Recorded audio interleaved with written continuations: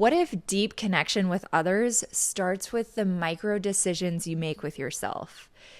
Like not blindly saying yes to things that somebody else wants to do, and instead asking yourself, what do you want to do? Or maybe it's like whenever you're feeling anxiety or fear or dread, instead of just pushing through that and ignoring the signs, you stop, you listen, and you try and figure out what it's all trying to tell you. Today, I am sharing the 5 stages that have helped me reconnect with myself. And not reconnect with myself in a reinvent yourself overnight sort of way. These are all very small, incremental shifts that have helped me change the way that I show up, not only for myself, but for my close connections as well. So to prepare for the episode today, what I've done is I've gone back in the past 5 years worth of my journals, and I've reread, for the most part, everything to extract out like, okay, what are the 5 stages that I feel like I've moved through? And these stages aren't rigid. It's not like, you're checking the box and one by one you go down the list and once you check off a box, you're done. No, they're meant to be layered. Stacked, sure, but you don't necessarily have to go in a specific order. You could be in stage 3, but then also working in stage 1. Or maybe it's like you revisit stage 4 every time you are moving into this up-leveled version of yourself or stepping into this new version of you. It's not meant to be a ladder. It's more of like an upward spiral. So think like a spiral staircase. So welcome. Thank you so much for being here. Sit back, relax. Let's get into it.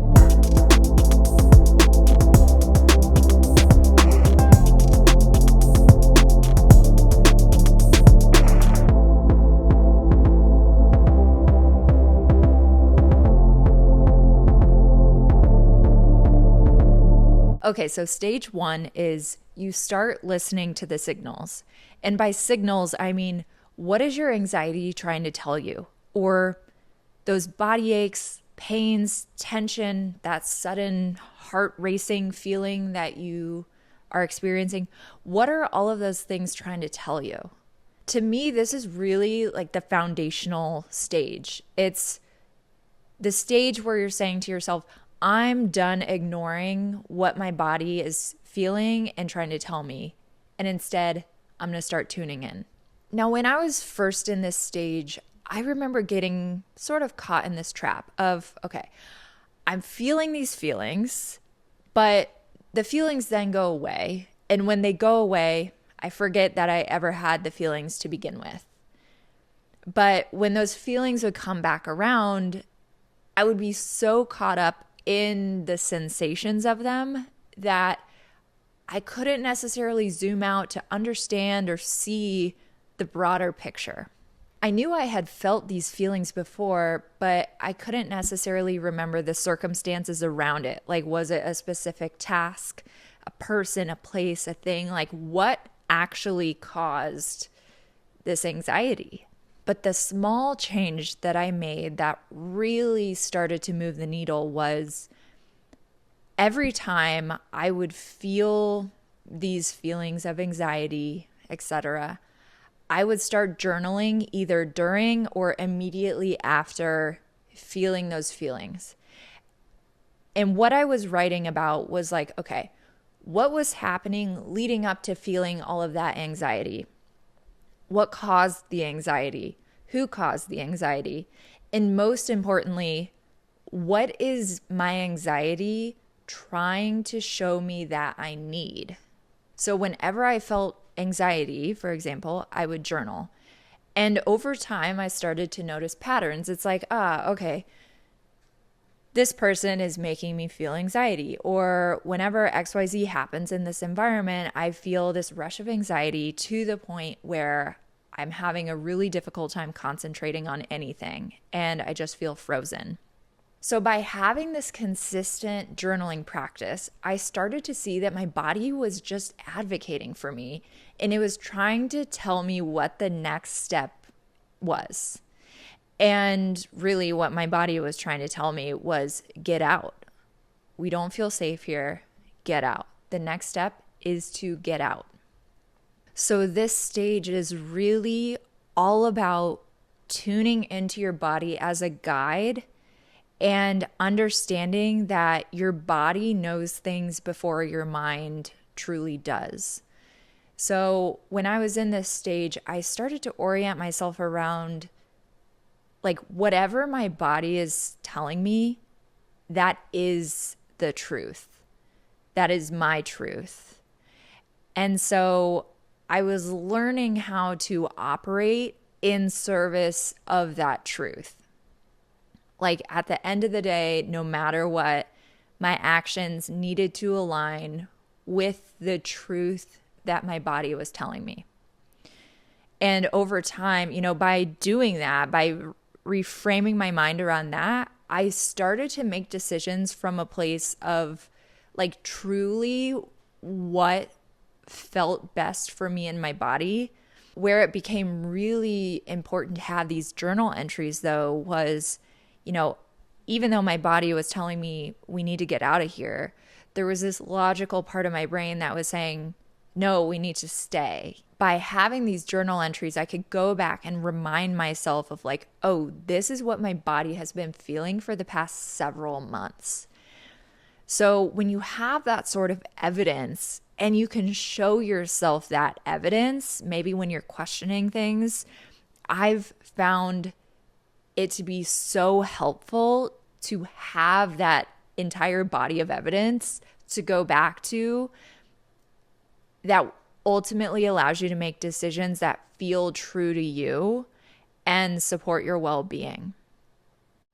So that gets us to stage 2, which is you stop outsourcing your decisions. So leading up to this stage, you're attuning to the signals that your body is telling you, you're trusting them. And this stage, number 2, is really where I feel like we start to dial up our personal power. This is when it really can come online. And so what I mean by not outsourcing your decisions, I mean, for all of the big decisions that you want to make, you're not allowing someone else to make them for you.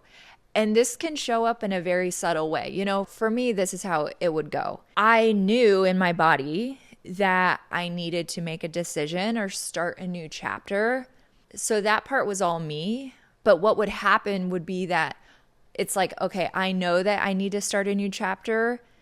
And I turn the page of the book to the blank page for the new chapter, but then I hand somebody else the pen to write that chapter. And this was a super tricky thing for me to identify. And it was almost this need to ask for permission for every single thing that I do.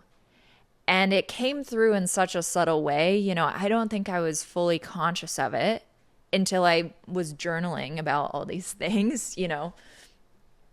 This was such a subconscious thing where I was ultimately giving my power away. This showed up a lot for me in career. It's like, I know that I want to get a new job, for example, but all the other details surrounding that decision weren't necessarily my own. And when I really stop and ask myself, like, well, why was I outsourcing decisions in that way?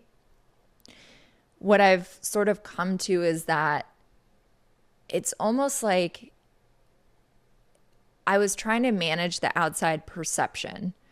So it's like if I made a move that ultimately turned out to be the wrong move or a bad move, I could almost say it was the fault of somebody else, or I could say like if somebody's outside view was that I made a bad move or a wrong move, I could just be like, well, you played a part in making the decision, so you don't have much to say about it. It was almost sort of like a self-protective measure, but ultimately it was really only hurting myself because at the end of the day, the decisions weren't necessarily the ones that I wanted to make. So really, I think this stage is about recognizing when and where and how you're giving your power away and starting to make a conscious effort and take action that is the opposite of what you have done before. How this comes to life for me is like I'll journal about how, let's say I need to make a decision. It's okay, what would the old version of me do, or the version of me who's like trying to hand and outsource the power to somebody else? What would that version decide in this next step versus, a scenario where it's like, okay, if I was only leaning into my authentic self and like what I really wanted as a next step, what would that look like? And sometimes I think it could be really helpful to see those things side by side, because then you could start to understand like where exactly you're giving your power away. And through this, you're just building trust with yourself. So that takes us into stage 3, which is you're removing external blockers. So up until this point, you're gaining clarity in what you want, you're building trust with yourself, and now it's like you have to remove any sort of block or energy that's getting in the way of you being able to connect more deeply with yourself. So for me, when I think about this stage, I think it's been critical for me to have gone through stages 1 and 2 in order to prepare me for a stage 3, because you have to know what the blockers are, but the only way to know what the blockers are if you're in tune with your body and if you know what decisions feel true to you. So when I've been in this stage, it's really just been like, what are those dark clouds over my head right now? Is it a person, a place, a thing, a task? Like, what are the dark clouds? Let's say it's a person, for example. I think of that also as an energy vampire. And not only are those energy vampires here to drain you, but I think they're also here to work really hard to control you. And so a couple examples that come to mind of like how we can be controlled are, if this person has the expectation of like, they come to you and say, I need you to do this right now. And they have that expectation that you drop everything in that moment to do whatever they want you to do. And you don't, they don't stop and ask you or consider what you have going on in your day or what goals you're working towards or anything. It's this feeling of you work for me. And, another example that comes to mind is like these types of people I've found can also use anger as a tool to control you. And I hadn't necessarily thought about it like this before until I was reading the book, The Courage to Be Disliked, where it's like, of course, if somebody's trying to control you, they could use anger, they could use tone of voice, they could use volume of voice in order to create this sense of urgency and also create this sense of dominance over you. And it almost like hijacks you from everything else you're focused on or working towards, because it becomes a threat almost. Like somebody's angry, it becomes the threat that needs to be, it's like a fire that needs to be put out. So, in my experience with this type of energy, it feels a lot like you're walking on eggshells, and it makes you want to contort yourself in a way to be exactly the way the other person wants you to be. And in that process, you become really disconnected from yourself. And so The whole point of this stage is to remove that energy so that you can slowly start to connect with yourself again. It just allows you to be in your own energy. It helps you understand what your own energy even feels like, because I think that can be hard to even know what your own energy feels like when you're surrounded by somebody who drains the life out of you. And from there, it's like, okay, you can start to connect to what you really want. And I think a really difficult truth that I've had to come to terms with is like these energy vampires quite literally take up all the space and prevent deep connections from coming in. It's like they just suck up all the space and there's no room left for anything or anyone else. So that leads us to stage 4, which is where you're cleaning up your internal boundaries.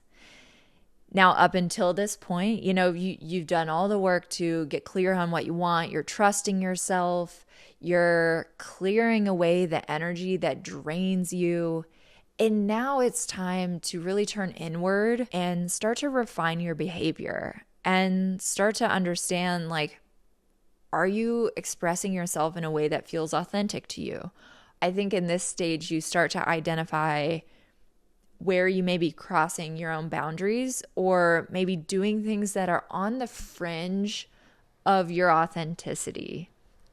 And, for me lately, maybe in the past year and a half, 2 years or so, this has really been showing up in social media and as I've been figuring out how to show up on social media.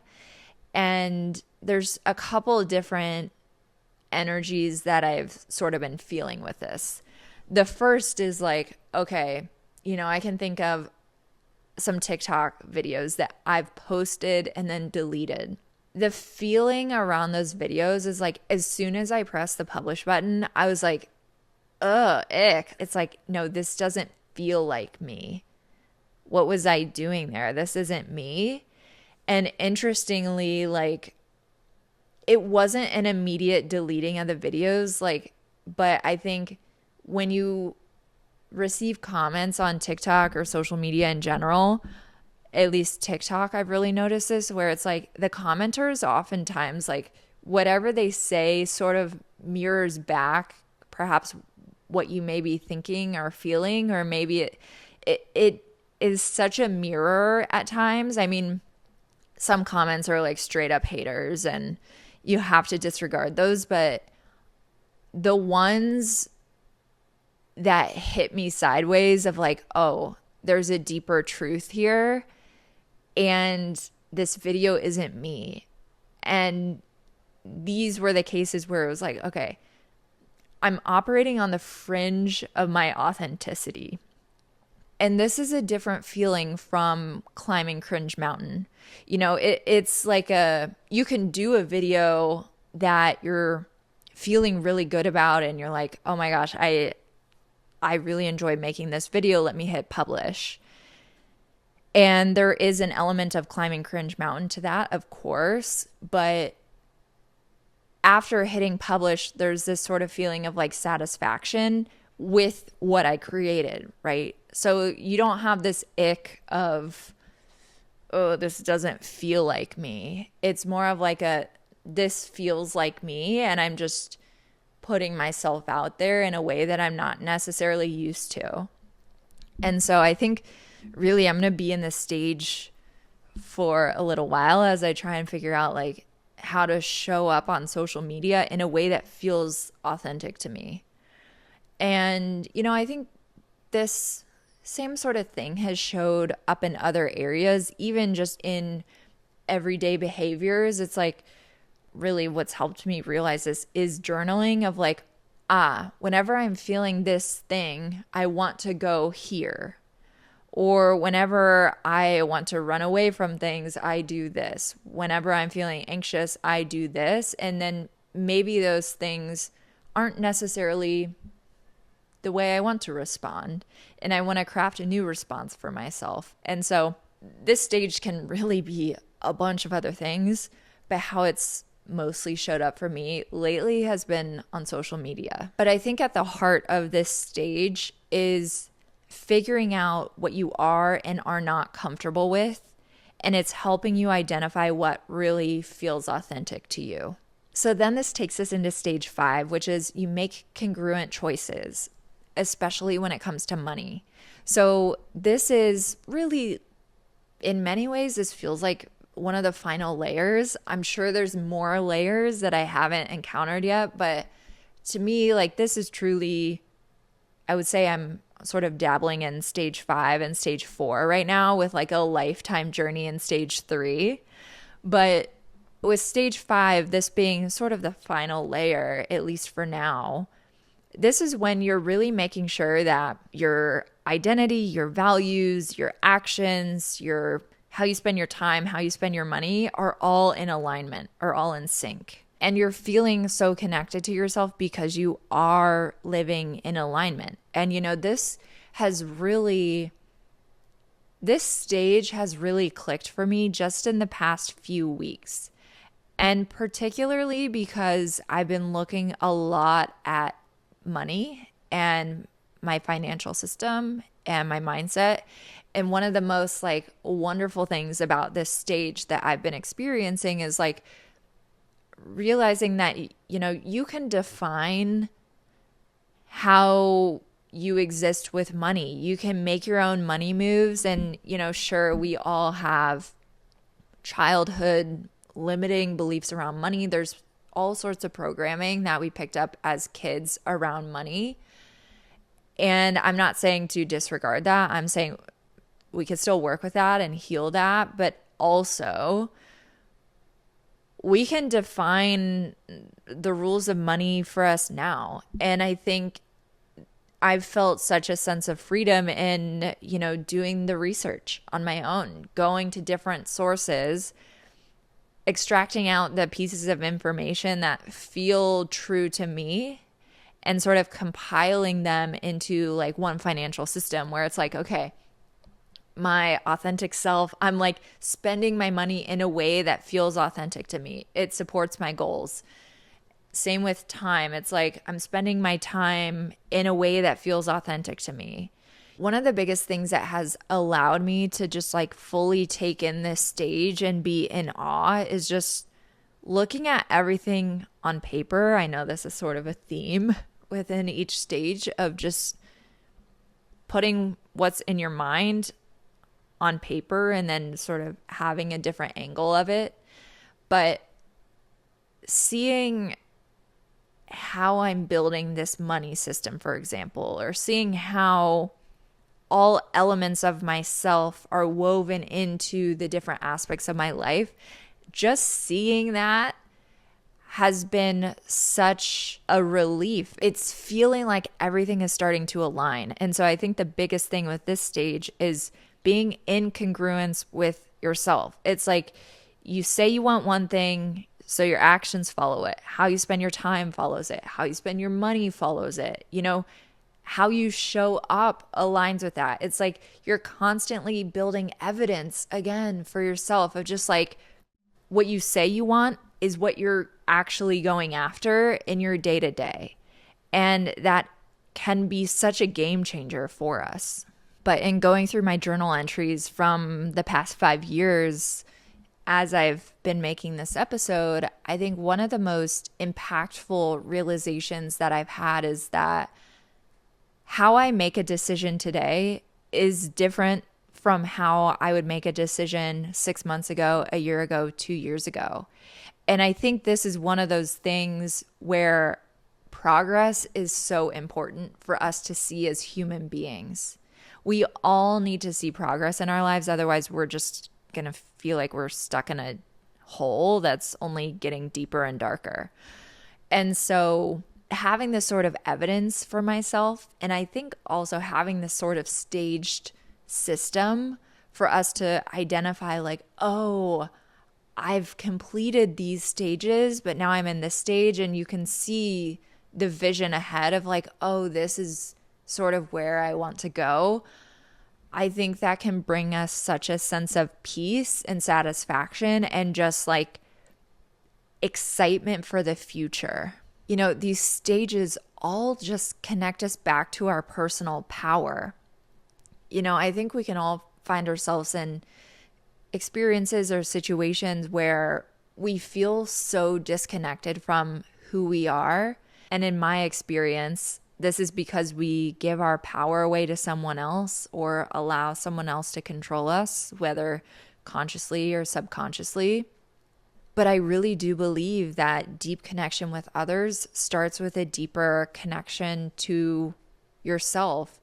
But I also think we need to give ourselves a bit of grace here. Like, we don't have to go through every single stage in order to feel like we can connect with others. I think it's all just a journey, and it's all that upward spiral.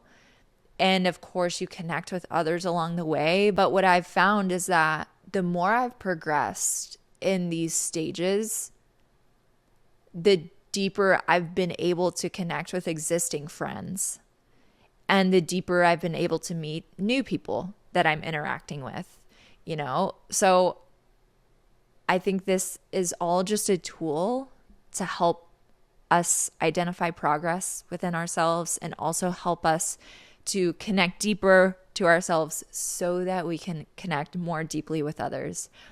So thank you so much for being here today. I really hope this has been helpful for you. Like, truly, like, going back and looking at my journals has been such a cool experience. I mean, it's so fascinating to see how much we grow. So if you are a journaling kind of person as well, and you already have like a history of journaling, I'd highly recommend like going back and reading your journal entries. I'm sure you would be fascinated by what you read. But thank you so much for being here. I hope this has been helpful for you. I hope you have a great week.